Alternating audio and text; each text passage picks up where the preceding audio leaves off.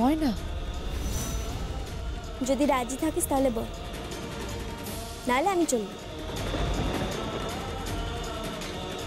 দাঁড়া।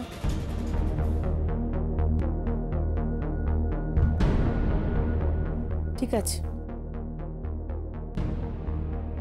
আমি রাজি। কি বললি? কি বললি তুই? আমি রাজি, তোর কথা মতোই হবে। আমি না হয় এই কটা দিন শাখা পলা পরে সিঁদুর পরে বউ সেজে থাকবো, ঠিক আছে?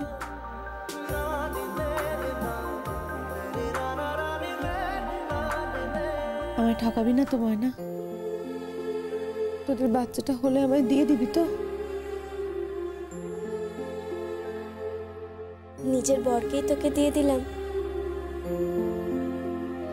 বাচ্চাটাও ঠিক দিয়ে দেব।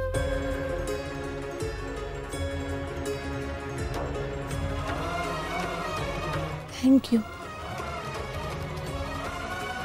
Thank you. কিন্তু বাচ্চাটা হবে কি করে?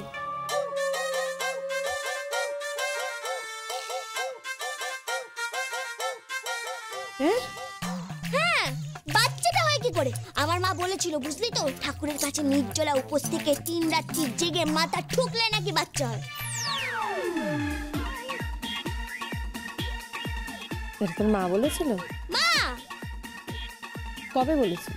বুঝতো, যখন আমার 13-14 বছর বয়স, আরে ক্ষীরোদ কাকার বাচ্চা হয়েছিল রে, তখন আমি জিজ্ঞেস করলাম এই বাচ্চাটা হলো কি করে। তখন আমার মা প্রথমে আমাকে বকা দিল, তারপরে বললো আচ্ছা আমি বলছি শোন, ঠাকুরের কাছে 3 রাত্রি জেগে উপোস করে মাথা ঠুকলে ঠাকুর কোলের ওপরে টুক করে বাচ্চাটা দিয়ে চলে যায়। এটা তোর মা বলেছে? হ্যাঁ। এই আমি বেরোচ্ছি। তুই পালাচ্ছিস কেন? কোথাও যাবে না, কোথাও যাবে না, এখানে দাঁড়িয়ে থাকো তুমি। ছাড়ো ছাড়ো আমাকে, ফাজিল কথা করে দুজনে। পালাচ্ছিস কেন?